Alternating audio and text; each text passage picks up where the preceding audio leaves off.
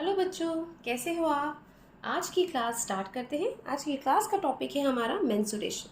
बच्चों, मेंसुरेशन में बच्चे बोलते हैं कि हमेशा फॉर्मूले लर्न करने पड़ते हैं, बस फॉर्मूले रट लो और उसके बाद तो मेंसुरेशन हो गया। बात सही भी है, लेकिन मुझे ऐसा लगता है कि मैथ्स आपकी तभी पक्की हो सकती है जब किसी टॉपिक का बेस आपका स्ट्रांग हो, लॉजिकली उसको आपने अच्छे से समझा हो, तो मैथ्स में इतना टफ नहीं लगता।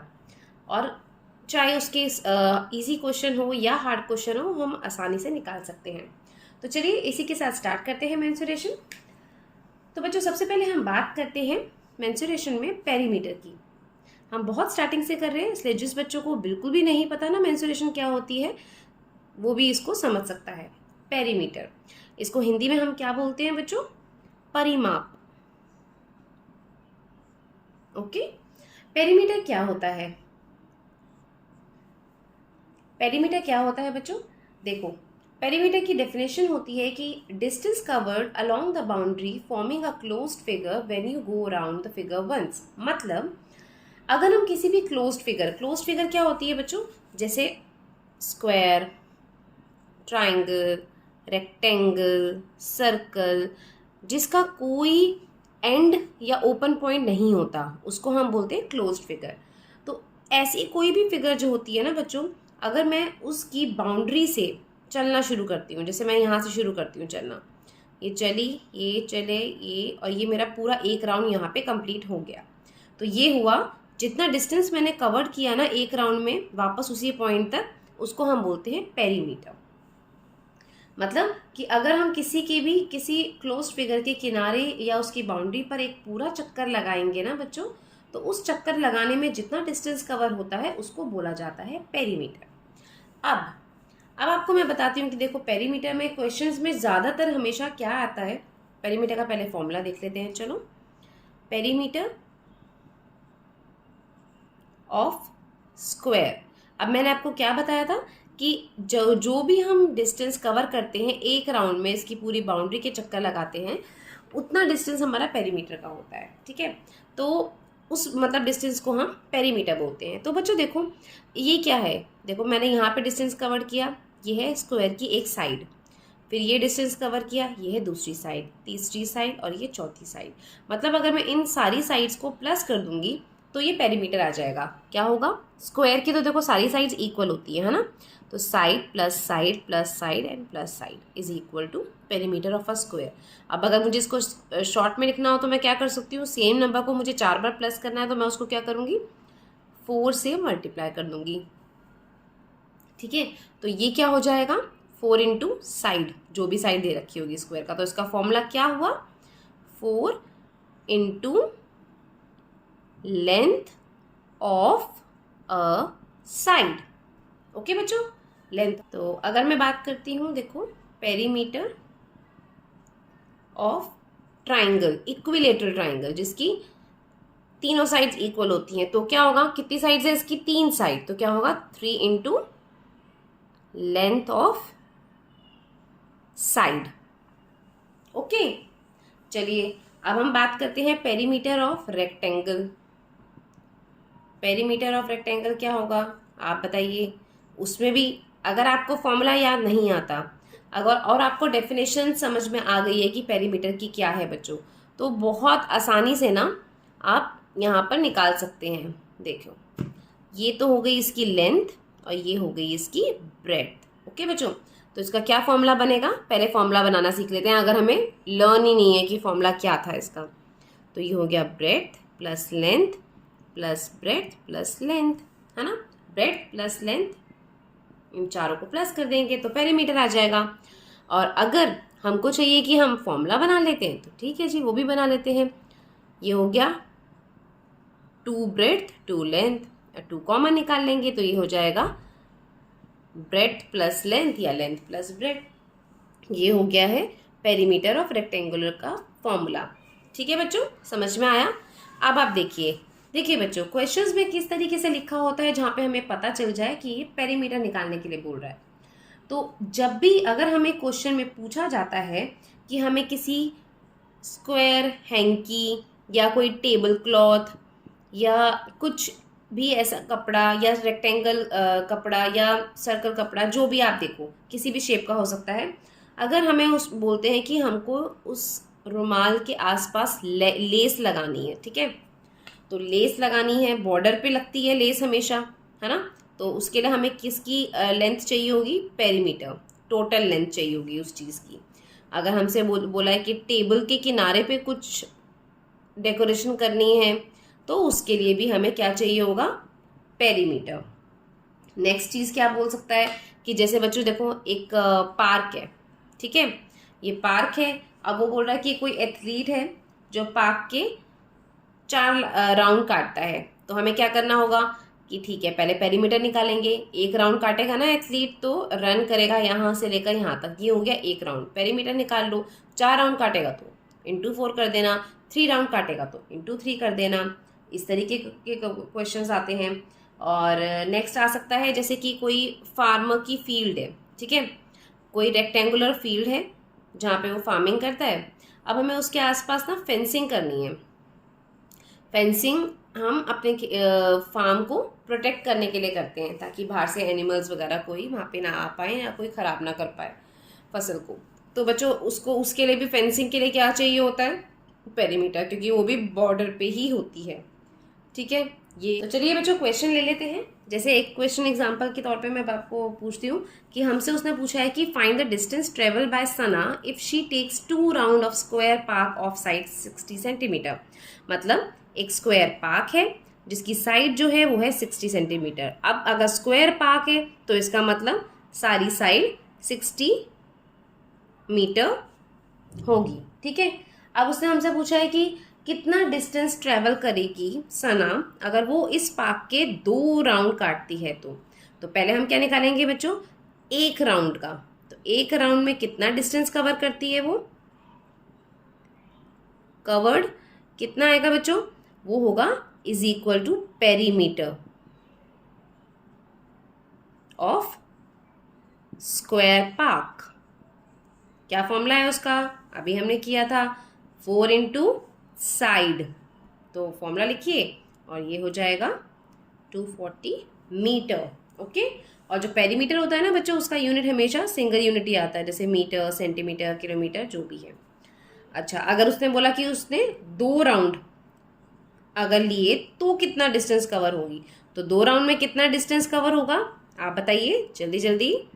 हाँ, जो भी हमारा आंसर आया ना एक राउंड का 240 मीटर आया बच्चों, तो उसको हम 2 से मल्टीप्लाई कर देंगे तो वो 2 राउंड का डिस्टेंस आ जाएगा। हो गया, देखा। देखिए बच्चों, जो नेक्स्ट एग्जांपल है ना उसमें हमें क्या दे रखा है, हमें दे रखा है perimeter, perimeter of a regular hexagon. Hexagon क्या होता है बच्चों, जिसकी 6 साइड्स होती हैं, ओके, है 18 सेंटीमीटर दे रखा है। और हमसे क्या पूछा है, हेक्सागन की साइड निकालना पूछा हुआ है। तो मैंने आपको बोला कि हेक्सागन क्या है, 6 साइड्स होती है ना उसकी।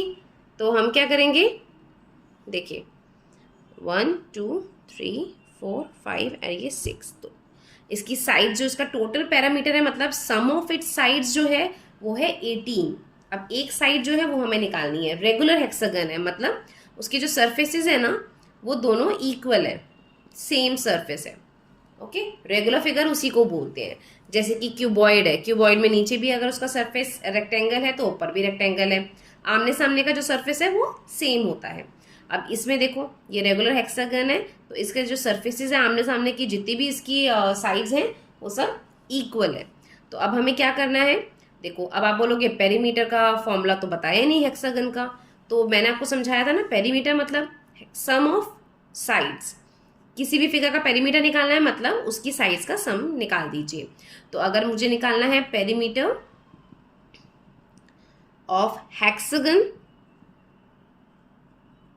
तो इसका फॉर्मूला क्या होगा बच्चों, 6 साइड्स है इसकी, तो 6 इंटू साइड। अब बच्चों किसी भी फिगर का कुछ भी हमें पेरीमीटर निकालना है तो उस फिगर की साइड्स कितनी है वो हमें पता होनी चाहिए। तो जब भी आप मेंसुरेशन स्टार्ट करते हैं कुछ फिगर्स के बारे में थोड़ा सा जान लीजिए, जैसे क्वाड्रिलेटरल, पेंटागन, हेक्सागन, इनके बारे में आपको पता होना चाहिए, सेप्टागन, ठीक है, ऑक्टागन, तो आपको पता होना चाहिए कि इनकी साइड्स कितनी कितनी हैं। अगर आपको वो पता है तो आप इनटू उनकी साइड्स कर दीजिए, आराम से आ जाएगा पेरीमीटर। तो इसका था 6 इंटू साइड, पेंटागन का हो जाएगा 5 इंटू साइड, ठीक है, नैनागन का हो जाएगा 9 इंटू साइड, और ऑक्टागन का हो जाएगा 8 इंटू साइड। ऐसे ऐसे होता जाएगा। तो आप थोड़ा सा उसके बारे में एक बार देख लीजिए तो कोई प्रॉब्लम नहीं होगी। अब ये पेरीमीटर हमें दे रखा है 18। ओके बच्चों, तो ये हो जाएगा 6 इंटू साइड, ये हुआ साइड, और 18, 6 इधर आ गया डिवाइड, और ये 3 सेंटीमीटर इसकी आ गई साइड, जो कि हमसे पूछी थी।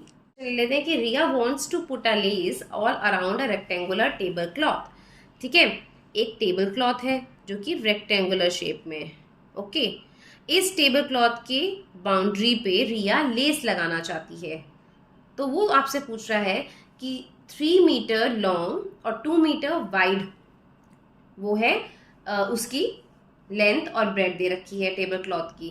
अब आपको बताना है कि लेस के लिए कितने लेंथ की रिक्वायरमेंट होगी, मतलब कितनी लेंथ की लेस हमें रिक्वायर्ड होगी इस टेबल क्लॉथ पे लगाने के लिए। तो उसके लिए हम क्या करेंगे, लेंथ दे रखी है देखिए 3 मीटर, ब्रेड दे रखी है 2 मीटर, इस टेबल क्लॉथ की बात कर रहे हैं। ठीक है, अब हमको पेरीमीटर निकालना है क्योंकि हमें लेस की लेंथ जाननी है ना, पूरे साइड पे बॉर्डर्स पे लेस लगेगी। उसके लिए हमें क्या करना पड़ेगा, रेक्टेंगल का फॉर्मूला क्या है याद कर लीजिए, और अगर नहीं है याद तो कोई बात नहीं, लेंथ प्लस ब्रेड आप कर लीजिए, वो भी आ जाएगा। ठीक है, तो ये हो गया। तो ये 10 क्या आ गया हमारा, 10 मीटर की लेस की रिक्वायरमेंट उसको है। ओके बच्चों, इस टाइप का भी क्वेश्चन आता है। तो चलिए, ये पेरीमीटर मैंने ऑलमोस्ट समझा दिया आपको किस किस टाइप के क्वेश्चन आते हैं। नेक्स्ट हम ले लेते हैं बच्चों एरिया। एरिया किसे बोलते हैं, देखो एरिया बोलते हैं क्षेत्रफल को।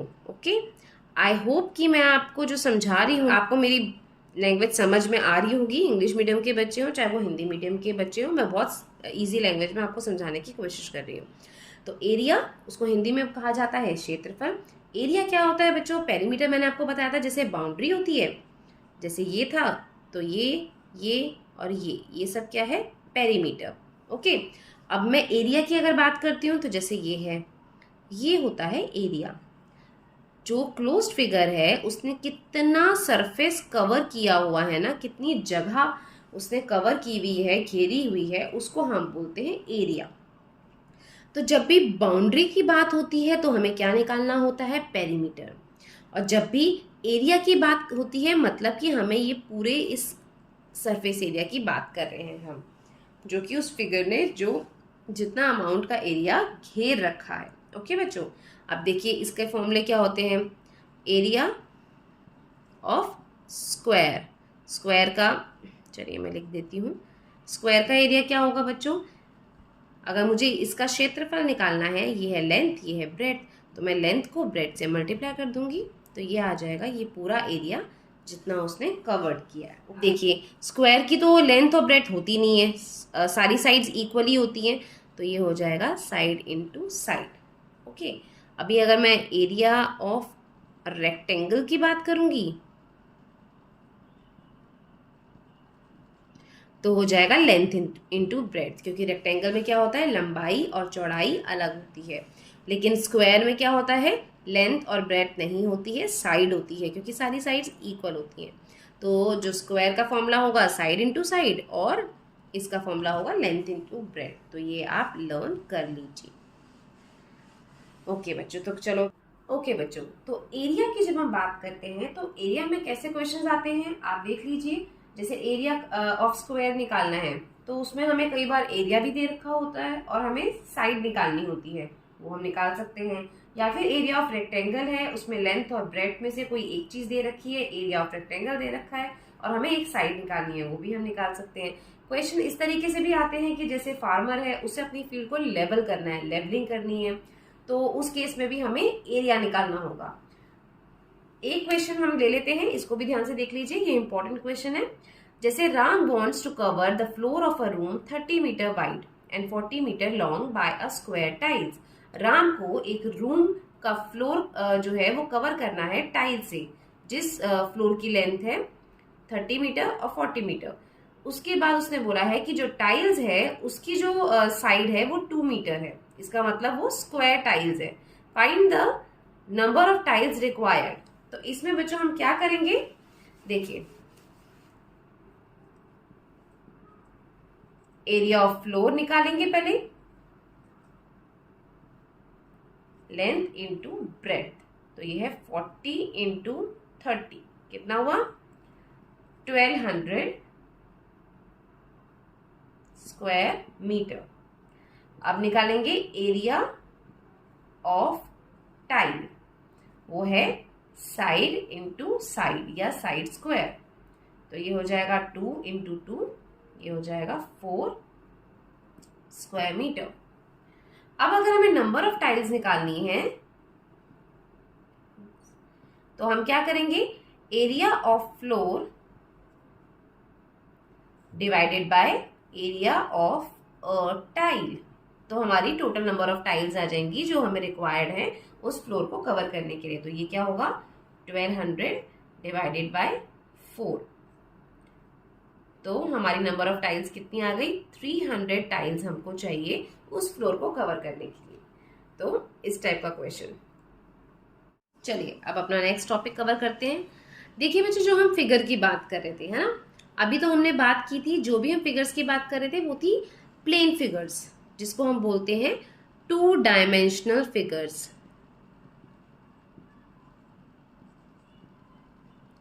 2 डायमेंशनल फिगर्स, ओके। और एक कौन सी फिगर्स होती हैं, 3 डायमेंशनल फिगर्स।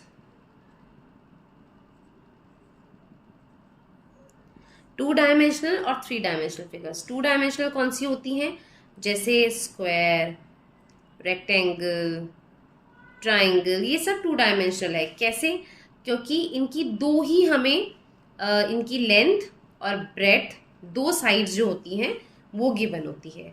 जैसे इस सब में हमें 2 जो साइड्स हैं वो दिख रही हैं। अब आता है 3 डायमेंशनल फिगर। 3 डायमेंशनल फिगर की जब हम बात करते हैं तो मतलब कि जैसे क्यूबॉइड, ठीक है, क्यूब, क्यूबॉइड, ये हो गया कोन, ठीक है, इनकी हम बात करते हैं, ये होते हैं 3 डायमेंशनल, क्योंकि इसमें लेंथ भी होती है, ब्रेथ भी होती है और हाइट भी इंक्लूड होती है। तो इसको हम क्या बोलते हैं, 3 डायमेंशनल फिगर्स। ओके बच्चों, आया समझ में। अब हम बात करते हैं नेक्स्ट टॉपिक की, वॉल्यूम की। तो जब हम वॉल्यूम निकालने के लिए बोलते हैं तो वो 2D फिगर्स में तो वॉल्यूम नहीं आता, क्योंकि वो तो प्लेन फिगर्स हैं। लेकिन जो क्यूब, क्यूबॉइड, कोन, इसका जो होता है ना, वॉल्यूम निकाल सकते हैं। वॉल्यूम का मतलब क्या होता है बच्चों, कि जितना अमाउंट ऑफ स्पेस उस पूरे ऑब्जेक्ट के अंदर है। कि जैसे हम अगर क्यूबॉइड या क्यूब की बात करते हैं, ठीक है, अगर हम इसकी बात करते हैं क्यूब की, ठीक है, अब ये क्यूब शेप का एक बॉक्स है बच्चों, ठीक है, इसके अंदर कितना सामान आएगा। अगर मैं पेंसिल रख रही हूँ, पेंसिल बॉक्स रख रही हूँ, पेन रख रही हूँ, बुक्स रख रही हूँ, तो इस पूरे बॉक्स के अंदर कितना स्पेस है जो उतना सामान आ पाएगा। तो जब मैं उस स्पेस की बात करती हूँ ना, तो वो होता है वॉल्यूम। अब जैसे सपोज करो एक बॉटल है, ओके, अब इस बॉटल के अंदर कितना पानी आ पाएगा, ठीक है, कितना पानी, जूस जो भी है, वो कितनी कैपेसिटी आ पाएगी इसके अंदर, वो होगा इसका वॉल्यूम। तो किसी भी चीज के अंदर कितनी अमाउंट ऑफ कैपेसिटी है उस ऑब्जेक्ट के अंदर, उसको हम बोलते हैं वॉल्यूम। तो जब भी किसी क्वेश्चन में इस तरह की बात होती है ना, कि जैसे एक टब है उसके अंदर कितना लीटर पानी आएगा, या फिर एक बॉक्स है उसके अंदर कितनी पेंसिल्स आएंगी, या कितने गिफ्ट रैप आएंगे, कितने गिफ्ट बॉक्स आएंगे, तो तब हम बोलते हैं कि उसका वॉल्यूम निकालना है ऐसे क्वेश्चंस में। तो वॉल्यूम हमेशा 3D ऑब्जेक्ट्स का ही, फिगर का ही निकलता है, ये बात हमको ध्यान देनी है। तो चलिए बच्चों, अब मैं इसका फॉर्मूला बता देती हूँ आपको। अगर मैं पूछ रही हूँ वॉल्यूम ऑफ क्यूब, क्यूब आपको पता ही है कि स्क्वायर का 3 डायमेंशनल फिगर क्यूब होता है, तो स्क्वायर की सारी साइड्स इक्वल होती है तो क्यूब की भी सारी साइड्स इक्वल होंगी। वैसे जो फॉर्मूला होता है ना वो होता है length into breadth into height, but क्योंकि इसकी सारी साइड्स इक्वल होती हैं तो हम क्या करते हैं, साइड इंटू साइड, मतलब साइड का क्यूब। साइड को 3 टाइम्स अगर हम मल्टीप्लाई करेंगे तो वॉल्यूम ऑफ क्यूब आ जाएगा। अब मैं बात करती हूँ वॉल्यूम ऑफ क्यूबॉइड। तो वो क्या होगा, जैसे कि क्यूबॉइड है वो रेक्टेंगल का 3D फिगर है, तो रेक्टेंगल का क्या होता है, उसका एरिया का फॉर्मूला क्या होता है बच्चों, लेंथ इंटू ब्रेड्थ। पर क्या, क्योंकि यहाँ पे वो 3D फिगर है तो यहाँ पे length into breadth into height, क्योंकि हाइट भी यहाँ पे इंक्लूड होगी। ये इसका फॉर्मूला है। अब हम चलते हैं थोड़े से क्वेश्चंस की ओर, ठीक है। ये आप याद करना, आपको अच्छे से याद हो जाना चाहिए। चलिए बच्चों क्वेश्चन की तरफ चलते हैं। क्वेश्चन में हमें बोला है find the volume of a box which each side 9 centimetre. Okay, तो वॉल्यूम ऑफ अ बॉक्स हमें निकालना है और उसकी ईच साइड कितनी बोली है उसने, 9 सेंटीमीटर। ईच साइड का क्या मतलब हुआ कि वो क्यूब है। ओके, तो अब हम क्या करेंगे, क्यूब का फॉर्मूला भी मैंने आपको बताया था, वॉल्यूम ऑफ अ क्यूब कितना होगा, side into side into side, तो ये हो जाएगा 9 इंटू 9 इंटू 9। कितना है वॉल्यूम बच्चों इसका, ये हो जाएगा 81 एंड 729 सेंटीमीटर है, तो सेंटीमीटर क्यूब इसका यूनिट होगा। ओके बच्चों, ये बहुत सिंपल क्वेश्चन था, इस टाइप का क्वेश्चन, बट आप ध्यान रखना कि जहाँ पे भी ईच साइड लिखी है वहाँ पे क्यूब है, जहाँ पे लेंथ और ब्रेड्थ और हाइट दे रखी है वहाँ पे क्यूबॉइड है। चलिए एक क्वेश्चन और कर लेते हैं। जैसे इसने पूछा है कि लेंथ ऑफ अ लेंथ पूछा है ऑफ अ बॉक्स, ठीक है, पूछा है उसने, जिसका वॉल्यूम दे रखा है 100 क्यूबिक सेंटीमीटर, ऐसे भी लिख सकते हो और सेंटीमीटर क्यूब भी लिख सकते हो, जैसा आपको ठीक लगे। ओके, तो जिसकी हाइट दे रखी है 5 सेंटीमीटर, ब्रेड दे रखी है 4 सेंटीमीटर। ओके, अब हमें लेंथ निकालनी है, तो ठीक है, क्या हुआ फॉर्मूला, ये length into breadth into height, क्योंकि उसने हमें ब्रेड्थ और हाइट दे रखी है, इसका मतलब वो क्यूबॉइड है, तो उसका फॉर्मूला ये होगा। अगर वो बोलता ईच साइड इतनी है तो उसका मतलब वो क्यूब होता। अब ये मत बोलना कि क्वेश्चन में मतलब लिखा नहीं था कि क्यूब है या क्यूबॉइड है, तो थोड़ी सी कॉमन सेंस भी यूज़ करनी है। 100 इसकी वो है और लेंथ पूछी है, ब्रेड्थ कितनी है 4 और 5 है हाइट, तो बच्चों ये हो जाएगा 20 और ये होगा 100 और 20 इधर आ जाएगा, तो लेंथ कितनी आ गई 5 सेंटीमीटर। ओके बच्चों, ओके बच्चों, तो आज की क्लास में हमने मेंसुरेशन के बेसिक को क्लियर कर लिया है। अब आप तैयार हैं एडवांस लेवल करने के लिए। अगर कोई प्रॉब्लम हो बच्चों तो प्लीज़ अपने क्वेरीज को कमेंट करके पूछ लीजिएगा। अगर मेरी वीडियो से आपको थोड़ी सी भी हेल्प मिलती हो या मेरी वीडियो अच्छी लगती हो तो प्लीज़ बच्चों मेरी वीडियो को लाइक कीजिए, अपने फ्रेंड्स के साथ शेयर कीजिए और मेरे चैनल को सब्सक्राइब कीजिए। Thanks for watching.